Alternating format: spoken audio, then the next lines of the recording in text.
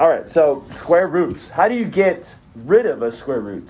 Now, there's something weird that happens when you do this, okay? Oh, first of all, let's find out. How do you get rid of a square root? What's the inverse operation of that?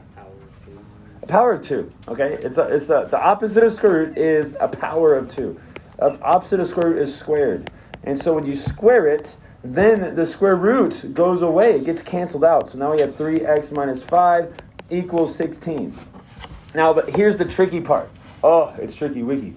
It's tricky-wicky. In fact, I want to bring something in that I hated when I was in junior high. I hated checking my answers. I hated it. But you have to check your answers in this. Why?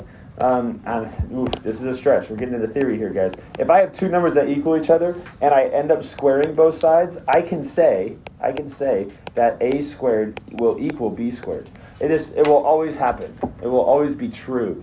Okay? But if I go a squared equals b squared, and I do a square root of both sides, I cannot say necessarily that a equals b, which is super weird. Like, you can't say that, okay? It's always like, there's always a question mark. Like, is it true? Does it lead to that? So you have to check your answers. And so you add 5 to both sides, no problem. I have 21. Then you divide both sides by 3, no problem. I have 7. And what you have to do is you always have this question mark, like when you get to the end. You don't know if that's actually going to work, and so you have to test it.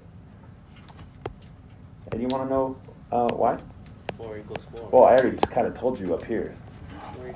You can't have a negative inside of a square root. That's why. Okay. All right. So 3 times 7 is 21, and you subtract 5, you get 16. Does that work? Yes. Yes, it works. Okay. So 7 is an answer. Whoops. 7 is an answer, so we win. That's it. That's over. Wow, I keep pressing the wrong buttons, so I got my other work up there. Sorry about that.